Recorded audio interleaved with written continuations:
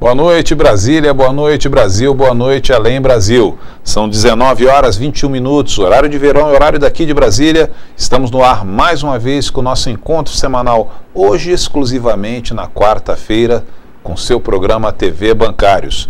O nosso assunto de hoje é sobre bancos públicos. Está aqui no nosso estúdio o nosso presidente Eduardo Araújo. Boa noite, presidente. Boa noite, Valdir. Boa noite, internautas. É uma satisfação a gente voltar a participar do programa e nós fizemos uma mudança essa semana por conta do debate que teve na Associação Nacional dos Funcionários do Banco do Brasil e a gente não queria que houvesse um conflito, né, de agendas. E aí, por isso a gente queria falar um pouco desse assunto aí essa semana e aguardamos que todos se manifestem aí fazendo perguntas para que a gente possa esclarecer a posição do sindicato em relação ao tema de bancos públicos. E como o presidente falou, você pode participar desse nosso bate-papo, desse nosso programa, dando a sua contribuição, fazendo a sua pergunta. Basta passar um linha direta. Nós temos o vídeo, Diego. Para participar é muito fácil. Basta acessar o site do Sindicato dos Bancários e clicar no ícone do programa. Na página de exibição, você irá encontrar o Linha Direta. Coloque o seu nome e a sua dúvida. Se achar necessário, coloque também o seu e-mail. Participe e ajude a fortalecer as lutas da categoria no programa TV Bancários. E como o assunto é divulgado já durante a semana no site do sindicato, aqui no site do Sindicato dos Bancários, nós já recebemos algumas perguntas. A primeira é saber, presidente, os bancos públicos estão no centro do debate entre os candidatos à presidência da República. O que está em jogo nesta disputa? É uma pergunta interessante, porque a gente já viu em vários debates os candidatos tratarem de bancos públicos. Primeiro que o banco público é um patrimônio da sociedade brasileira. O Banco do Brasil tem 206 anos, já teve alguns problemas na história, mas tem 206 anos, a Caixa tem mais de 150 anos e são patrimônios formados com recursos da sociedade brasileira e que na década de 90, e por isso a gente vê esse debate, né, foi passado por um período de aprimoramento no sentido de redução dos bancos para poder fazer a desestatização. Então houve um programa de desestatização nos anos 90 e, por exemplo, nós tínhamos pouco mais de 30 bancos estaduais, bancos públicos, e restaram apenas 6 bancos públicos estaduais. Mas ainda temos bancos públicos federais, e aí seria o Banco do Brasil, Caixa, em âmbito nacional, e bancos regionais como o BASA, o BNB, além do banco BNDES, né, que é de Desenvolvimento Econômico e Social. Então esses são patrimônios públicos e que certamente podem ser utilizados para que haja, de fato, recursos disponíveis para a população com taxa de juros mais barata e em locais onde o interesse de rentabilidade privada não queira investir. Porém, nós discutimos sempre na Confederação Nacional dos Trabalhadores do Ramo Financeiro que todos os bancos são públicos, porque eles têm uma autorização para funcionar.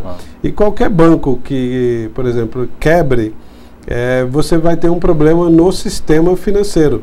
E aí quem paga no final disso é a própria população. Se há uma quebra de um banco, vamos perder os correntistas que têm uma quantidade depositada naquele banco maior do que o limite estabelecido pelo Banco Central, mas para poder salvar o sistema, o próprio governo vai ter que injetar dinheiro. Então, nós entendemos que isso é um problema gravíssimo e que nos anos 2000 nós tivemos tanto o Banco do Brasil quanto a Caixa evitando que houvesse vamos dizer assim, quebra sistêmica, né?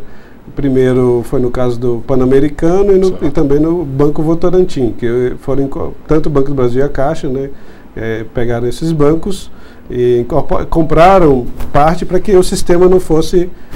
e aí eles estão, inclusive, rentabilizando essas empresas, né? Ou seja, uma empresa pública com eficiência, tomando conta de empresas privadas que foram quebradas por interesses privados.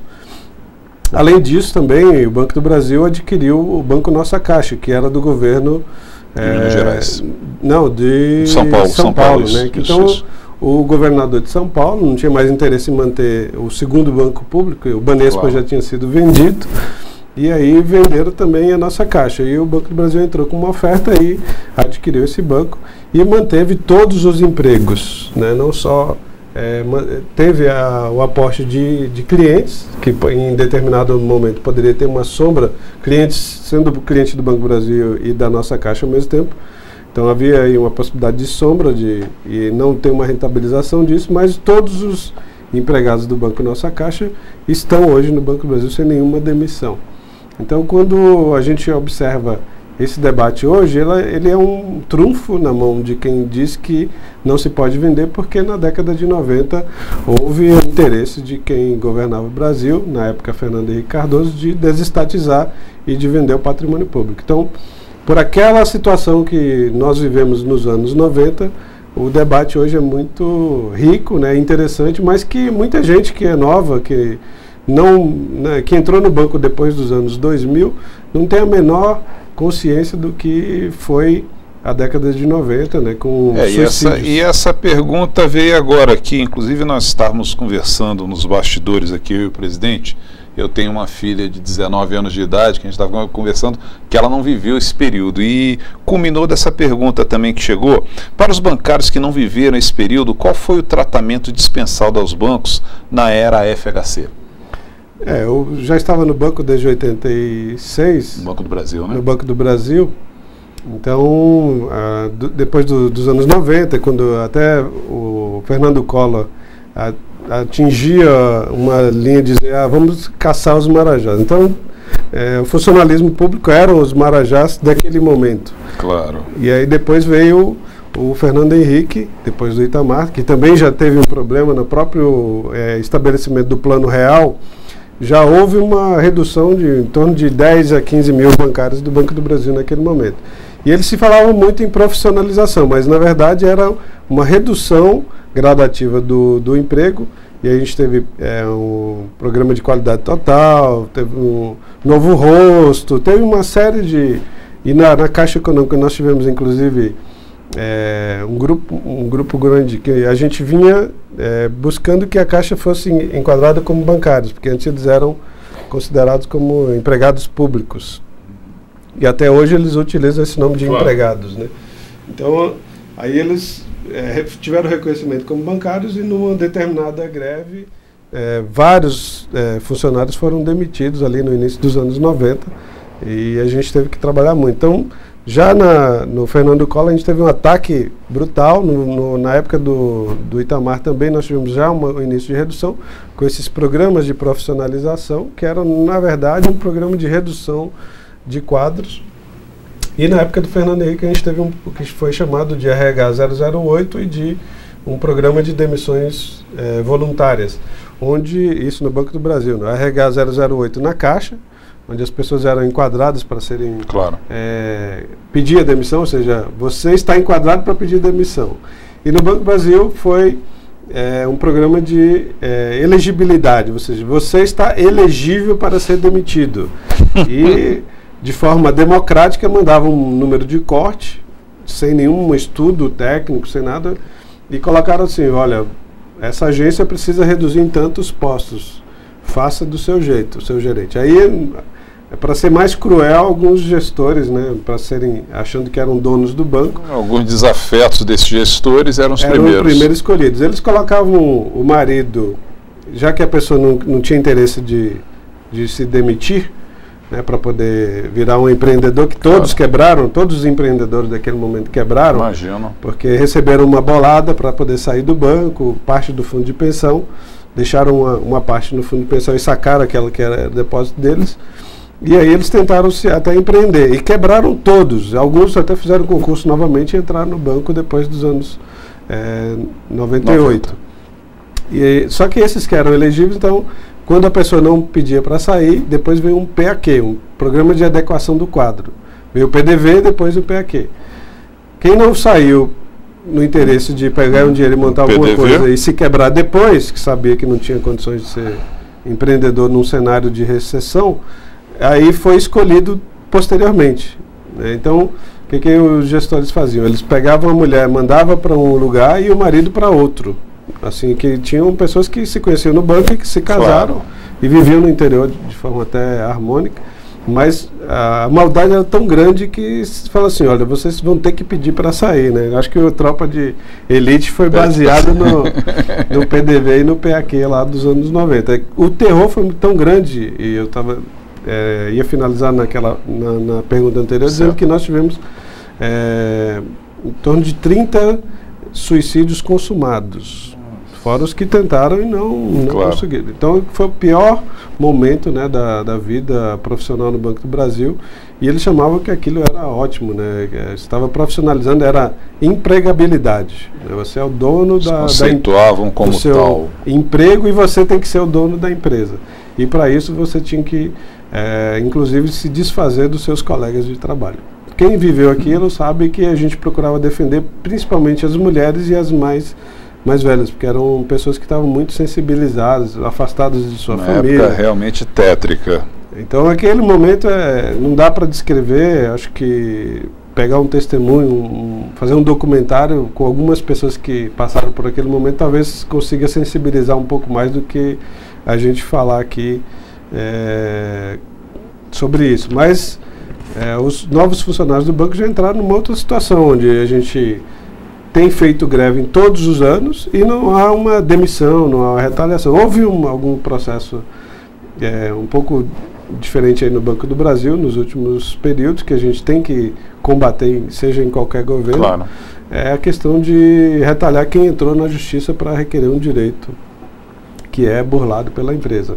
Mas fora essa situação, ou seja, nós sempre fizemos do que aconteceu nas épocas passadas. E naquele momento, em 95, como a Margaret Thatcher fez com os mineiros, né, na Inglaterra, o Fernando Henrique deu uma cacetada na greve da Petrobras logo em 1995. Né? Então, se procurar na história, vai ver que o que aconteceu com a greve da Petrobras em 95, onde ele estabeleceu que qualquer um que levantasse a cabeça para fazer um enfrentamento, mesmo que fosse para a reposição do seu salário, perdia a cabeça. Perdia a cabeça.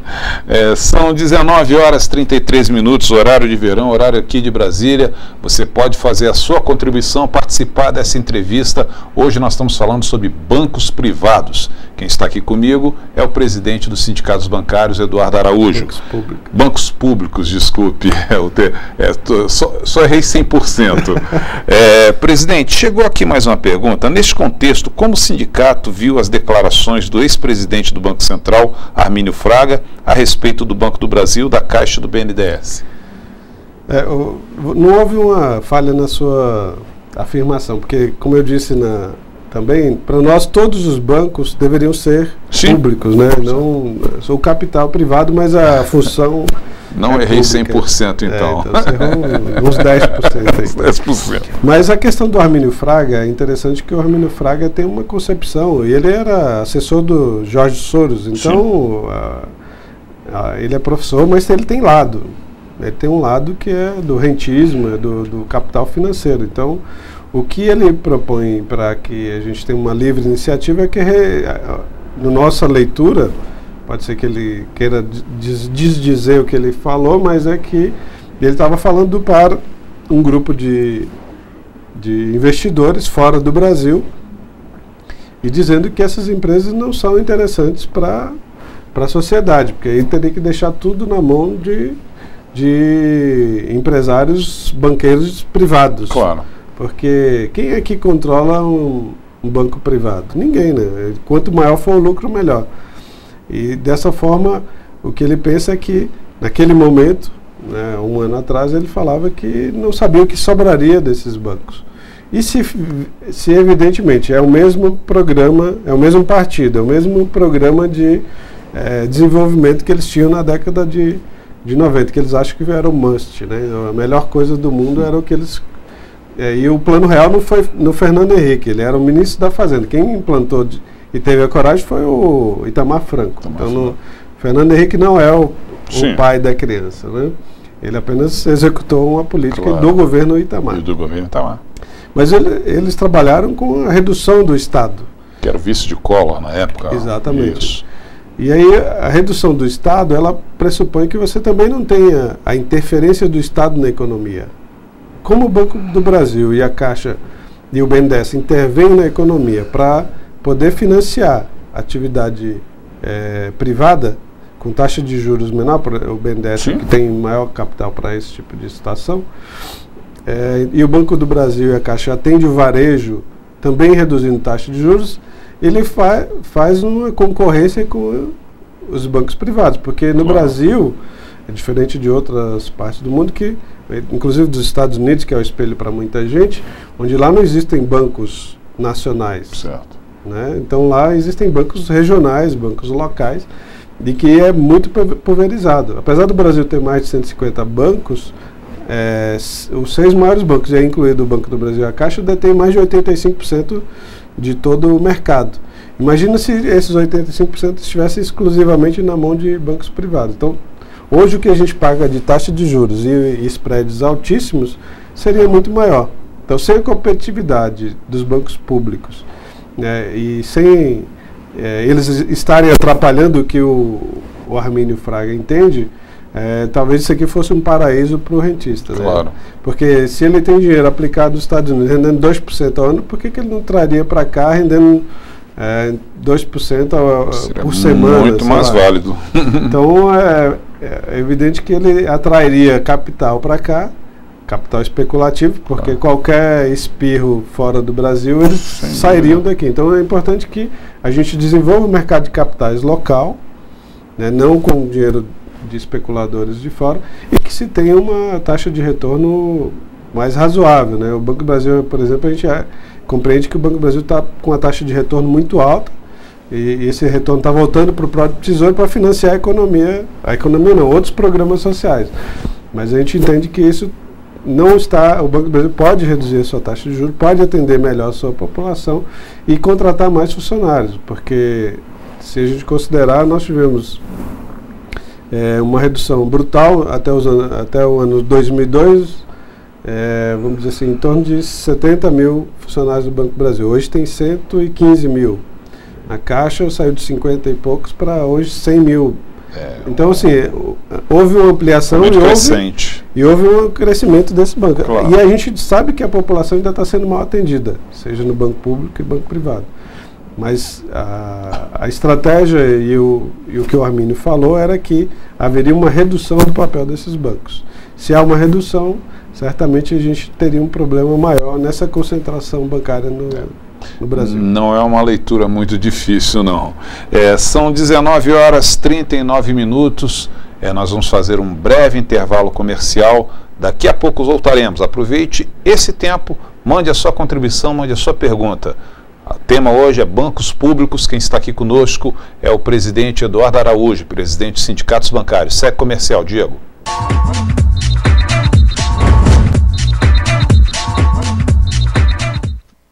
Sem eles, não tem crédito para o financiamento agrícola. Sem eles, não tem crédito para o financiamento habitacional. Sem eles, não tem crédito para o financiamento de veículos. Sem eles, não tem crédito para a produção industrial. Sem eles, as filas aumentam. Sem eles, o dinheiro não circula. Sem eles, o Brasil para. Junte-se aos bancários na luta por mais contratações, menos filas, mais crédito, menos juros. Sindicato dos Bancários de Brasília.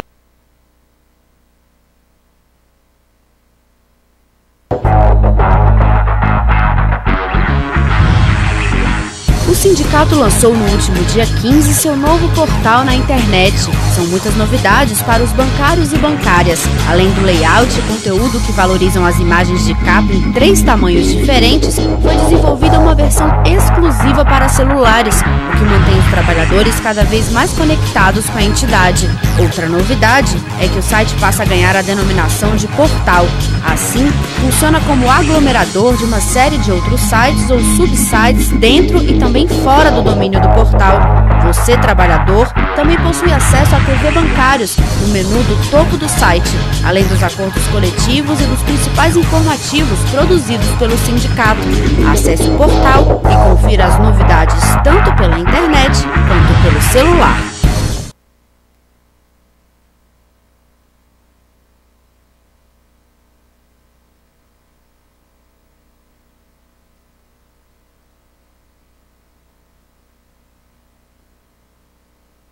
Quer comprar uma TV nova ou um carro 0 km? Pretende fazer uma viagem inesquecível ou realizar o sonho da casa própria? O sindicato possui uma nova parceria que vai facilitar essas e outras necessidades dos trabalhadores. Trata-se do Programa de Vantagens Seu Negociador, que pode ser acessado pelo site www.vantagensbancarios.com.br. A iniciativa oferece benefícios voltados para a aquisição de bens e serviços em diversos ramos do mercado. Os bancários associados ao sindicato já podem utilizar este pacote de vantagens e podem entrar no site com um e-mail cadastrado no sindicato e digitar a senha padrão 123456. Em seguida, o associado deve redefinir sua senha e atualizar seu cadastro. São vários benefícios à disposição da categoria. O principal deles é a Central Negociador, onde o trabalhador pode solicitar negociações para reduzir o valor da compra de um determinado bem ou serviço, de uma viagem a um carro. Outro benefício oferecido pelo site é o serviço de parceiros cadastrados, que disponibilizam uma lista de vantagens pré-definidas aos bancários. Além disso, os usuários possuem benefícios do www.porumabagatela.com.br,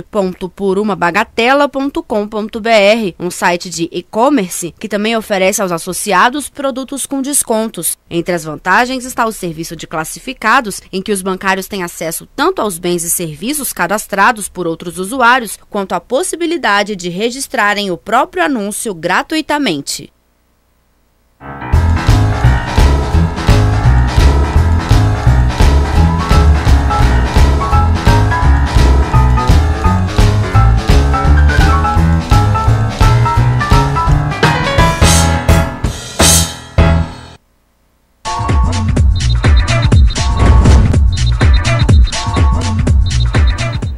Seguindo com a TV Bancários, 19 horas 43 minutos, horário daqui de Brasília, horário de verão. Presidente, o Frank, ele pergunta, uma possível eleição do PSDB pode atrapalhar as convocações dos aprovados do concurso do Banco do Brasil? Na perspectiva do que já aconteceu e nessa intenção de redução do papel de bancos públicos, eu veria que não só o Banco do Brasil, mas a Caixa, e a gente estava entrando em contato. Nós fizemos alguns atos em defesa do Banco Central público, né? Então nós tivemos contato também com vários concursados do Banco Central. Então, e aí a gente fala de funcionalismo público no geral e empresas públicas. Com o chamado redução do papel do Estado, nós vamos ter uma redução e a falta de concursos a curto prazo de tempo. O que nós tivemos na campanha de 2014, né, agora que nós encerramos, certo, nós garantimos pelo menos 2.000 contratos com o Banco do Brasil e a Caixa. Mas eu sempre disse que há um déficit maior do que isso, tanto no Banco do Brasil quanto na Caixa. Então a gente sempre está lutando para que haja mais contratações. Então 2.000 novos contratos garantidos para o Banco do Brasil, eu diria assim que não é o suficiente e nem aquilo que o banco estaria necessitando. Então nós poderíamos dizer que há um déficit de 5.000 postos. E que a gente pode conquistar ainda mais no ano que vem, na campanha do ano que vem. Claro. Então nada vem de graça, né, independente do governo. Só que tem governo que você pode avançar e tem governo que você tem que fazer resistência. E para nós é muito claro que sempre há uma resistência nos governos tucanos, né? No caso do metrô de São Paulo, por exemplo, na greve desse ano, o Geraldo Alckmin demitiu 40 pessoas, funcionários públicos do metrô. Funcionários públicos do metrô. E foi aprovado pela população depois, né? Porque, ou seja, nós estamos reivindicando interesse público, melhoria às vezes no serviço, e além de melhoria no salário. E aí, normalmente o PSDB trabalha com essa redução, ou a terceirização dessas vagas, ou a demissão até de quem se aventura a fazer. Então nós veríamos um processo de resistência, caso eles fossem eleitos, e certamente teria um impacto muito grande nos concursados e nos futuros concursos públicos no Brasil. Eu já ouvi uma reunião do PSDB nacional aqui em Brasília com a ideia de privatizar o metrô aqui do DF. da privatização. Essa é uma possibilidade muito grande. Essa é uma linha que eles seguem muito, né? Você reduz direitos, né? Você não tem uma estabilidade no emprego. O que a gente chama de estabilidade no emprego é as pessoas terem uma capacidade de se programar para manter no emprego ou até para mudar de emprego. Mas hoje a facilidade numa empresa privada de demitir é tão grande que não precisa justificar para ninguém, né? Claro. Então, basta ter ação de demitir. E demite a qualquer momento. Então, com essas facilidades, tendo aí em risco a discussão da terceirização que a gente trouxe o Miguel aqui na última semana para falar, né? Então, se alguém tiver interesse também sobre esse tema, olhar o último programa sobre terceirização e os riscos. No site. Está no site. Então, a gente, além desse risco, a gente sabendo que poderia, abrindo a porta da terceirização, certamente não vai ter concursado para poder ser chamado aí no futuro. Então, é muito ruim a perspectiva de um governo PSDB para o funcionalismo público, não só pela questão do papel do Estado, mas também de redução do Estado, mas também de uma possibilidade de terceirização ou criação de leis ou de mecanismos que facilitem ainda mais a terceirização no Brasil. E aí o que a gente vê é o seguinte, e aí não falando mais com o companheiro que perguntou sobre a possibilidade de entrada, mas a possibilidade de redução. Nós temos mais de 8 mil bancários do Banco do Brasil, por exemplo, que já estão em condições de aposentar. E isso não tem sido feito. Alguns deles até pedem que haja um plano de demissão voluntária, mas isso não tem São postos de trabalho que seriam abertos, né? Seriam abertos, mas a gente não quer a demissão de ninguém. Então a gente não defende esse tipo de coisa, e se há interesse da empresa, a gente sempre vai fazer a crítica.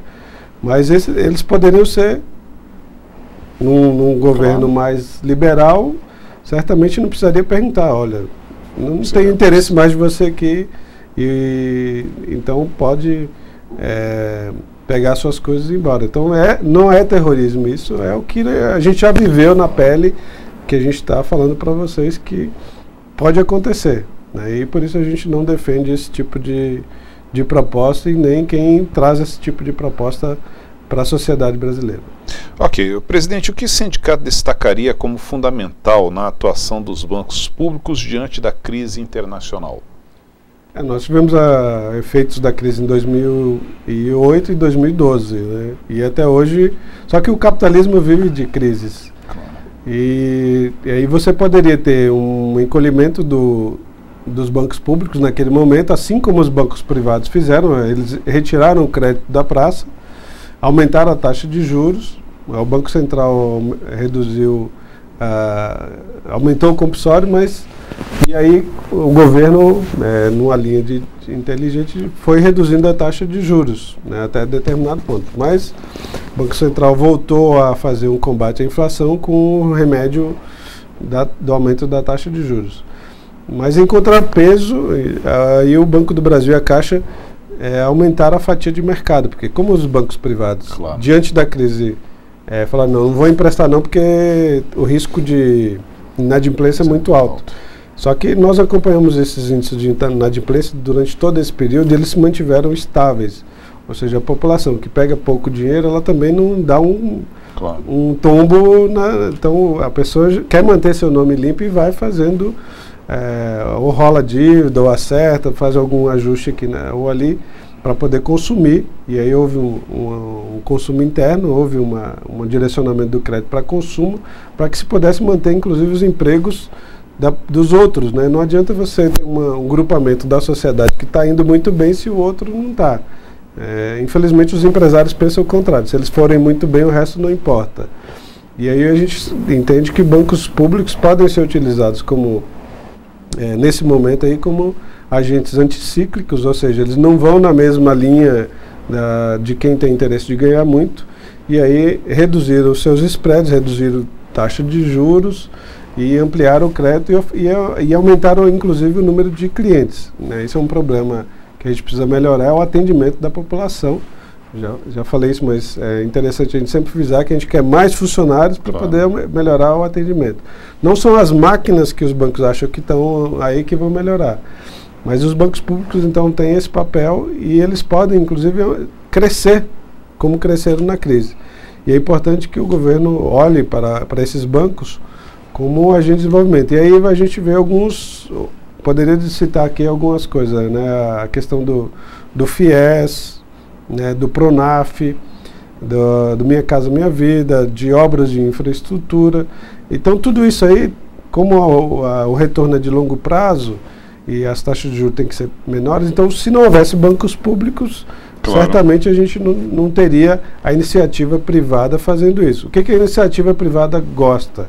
De pegar uma estrada pronta e receber uma concessão, né? Então ele já tem que estar pronto, não adianta você pedir para ele construir. Há uma discussão que a gente está fazendo aí, por exemplo, nos aeroportos, né?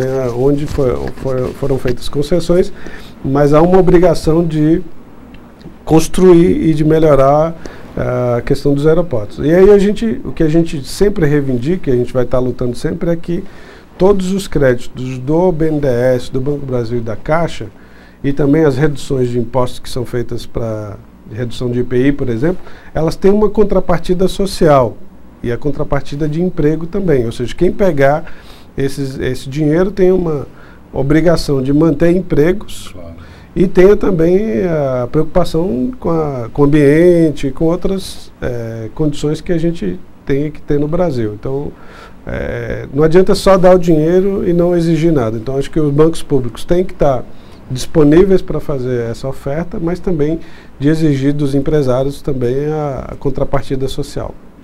Presidente, hoje é estratégico o papel que os bancos públicos desempenham na economia como agentes sociais? É preciso mudar alguma coisa? Olha, eu creio que os bancos podem melhorar e sem assistência no crédito. Então, assim, tem o microcrédito, por exemplo, porque você tem microempreendedores que precisam de pouco dinheiro, isso não dá uma rentabilidade muito grande. Então, quando fala microcrédito, pode ser um microcrédito produtivo e orientado, e o PRONAF, por exemplo, que atinge parcela da população que não tem grande rentabilidade, não dá rentabilidade, não vai consumir produtos que gerem, e aí por isso eles são desinteressantes para os bancos privados. E o custo do banco público não é tão baixo. Então, e nós vamos reivindicar sempre que esse custo seja suficiente para que se pague bem, se remunere bem os trabalhadores ali, que prestem melhor serviço. Mas hoje a folha de pagamento não é um impacto tão grande, né? Só com tarifas os bancos já arrecadam o suficiente para pagar os funcionários, fora a taxa de juros. Então, nós vemos que os bancos já estão com a capacidade de manter a estrutura, né, já com as tarifas, então eles poderiam ainda reduzir ainda mais as taxas de juros. O próprio governo, ou o Banco Central também ir nessa linha, porque cada 1 ponto percentual nós aí tiramos 3 bilhões de circulação no mercado. Então 3 bilhões de circulação no mercado geraria mais emprego, mais renda. Então se você também produzir, tem pessoas que produzem, seja lá no interior, nas pequenas propriedades, ou o cara que tem uma vendinha na favela, ou é um pipoqueiro, alguma coisa assim, ele não precisa ficar querendo crescer demais. Ele tendo uma renda suficiente para se manter, para ter um conforto no seu lar, ele não vai ficar atrás de uma fila de emprego como hoje nós não temos, né, tão grande. Então eu acho que os bancos públicos podem continuar fazendo isso. Não pode ser um banco de fomento. Esse banco de fomento, ele não faz as coisas acontecerem. Eles têm ideia, têm uma estratégia. Claro. Mas se a gente fala em estratégia de desenvolvimento geral da população, ou seja, onde os pequenos também cresçam, os bancos públicos são essenciais, né, para a gente manter esses programas e ampliar que existem no Brasil. Presidente, em relação aos bancos privados, que papel o sindicato defende para esse segmento, já que eles também são uma concessão pública? Então, eu retorno lá, né? Porque você não estava errado. Isso, não estava 100% errado. Os bancos privados, eles têm uma liberdade muito grande, né? Depois que deixou de exigir algumas situações para que o banco tivesse o direito de funcionar, eles criaram holdings. e aí eles não estão interessados em manter os bancos múltiplos apenas. Eles criam outras empresas para poder modificar tanto a sua linha de atuação, mas também como eles estariam migrando o capital de uma empresa para outra. Claro. E o que os bancos privados deveriam ser obrigados? A ter agências onde a população precisa. Se eles compraram folha de pagamento de município, de estados, né, que isso foi lá antes de 2012, né, eles tiveram a chance de administrar folhas de pagamento dos assalariados, eles deveriam prestar o atendimento dos assalariados onde eles moram, porque, imagina, a gente fala em mobilidade urbana, mas um indivíduo que precisa sair de uma cidade periférica para ter que ir a um banco que fica no centro de centros metropolitanos, ele gasta muito dinheiro, e considerando salário mínimo, salários baixos, ele gasta parte do salário dele fora. Isso vamos falar em centros metropolitanos. Tira lá uma parcela dele, do salário dele, para poder visitar a cidade maior, o centro lá, e até fazer compras ali. Se o banco está numa cidade pequena, onde há um grupamento de pessoas, e aquele dinheiro é redistribuído ali internamente, ou seja, a pessoa aí não precisa sair de uma cidade pequena para ir numa cidade maior, tirar o dinheiro e fazer compras lá, imagina como isso poderia dinamizar a economia local. Então, o cara não sai da cidade dele, faz o saque, faz as compras na própria cidade, e aí você distribui a renda nas cidades pequenas. Hoje o que a gente vê é que quem tem que, às vezes, sacar o dinheiro lá na outra cidade, ele normalmente deixa o dinheiro lá. E o que o Banco Central fez, que para nós é contra a lei, por exemplo, foi autorizar os correspondentes bancários. Isso está, no nosso ponto de vista, é totalmente equivocado e ilegal, e além de fazer uma fraude na legislação trabalhista. Então, esses bancos privados deveriam ser obrigados pelo Banco Central a ter agências em municípios menores e não apenas em grandes centros. Presidente, são 19 horas e 58 minutos, horário de Brasília, horário de verão. Nós estamos chegando ao finalzinho do nosso programa. Hoje, quarta-feira, informes ainda para esse restante de semana. Algum? Olha, nós ainda estamos discutindo alguns ajustes, por exemplo, no acordo do BRB, da Paupex, né? Ou seja, nós ainda podemos ter alguns desdobramentos, né, nessa situação do BRB praticamente assinar o acordo. Nós estamos revisando as cláusulas que foram acordadas nesse último campanha salarial. Na Paupex a gente ainda tem alguns desdobramentos, teremos que chamar uma assembleia, certamente acontecerá na semana que vem. E o que a gente sempre tem buscado discutir com os bancários no local de trabalho é que avaliem bastante no domingo, né, o seu voto, para que a gente saiba o que vai enfrentar na frente, né, se a gente tem a perspectiva de manter avanços ou de estar fazendo resistência.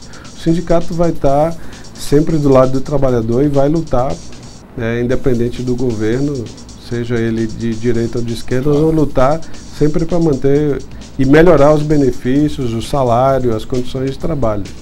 E então o importante nessa semana aí é que as pessoas reflitam sobre a eleição presidencial, alguns também, em alguns estados também para governadores.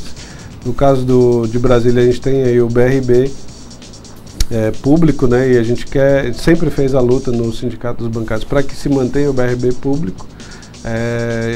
E a gente já viu um outro candidato que estava aí, que tinha oferecido inclusive para o Bradesco comprar o BRB algum tempo atrás, então avalia esse tipo de situação, mas quem faz o voto é o próprio indivíduo, claro, né? Então a gente, enquanto sindicato, a gente não vai orientar nenhuma situação, até porque não seria legal. Mas individualmente a gente tem opinião nossa, nós somos cidadãos também como qualquer um, e individualmente eu tenho a minha opinião, está na minha página, no Facebook, etc. Então, se alguém quiser dialogar isso como pessoa, né, como indivíduo, eu faço. Mas o sindicato sempre pede a reflexão e demonstra as diferenças, né? Nosso papel é dizer, olha, por esse caminho você pode encontrar isso, e por esse aqui você vai encontrar isso. Escolha. É o papel do sindicato, acima de tudo, representante da classe. Isso, então essa seria a questão principal. E na semana que vem a gente vai começar a discutir aí o orçamento de 2015 e os projetos que a gente tem, né? Fazer planejamento. Eu ainda não tenho o tema para a semana que vem, mas... Será divulgado no site. Será divulgado. Como você falou da agenda, então a Copa dos Bancários, né, futebol, que a gente todo ano faz, está aberta as inscrições, então o pessoal procurar no site aí a inscrição, formar seu time. Claro. E hoje eu pedi desculpa aí para o pessoal da Samambaia, que hoje está disputando o torneio de futebol de salão aí, eu não pude estar presente porque estava aqui hoje.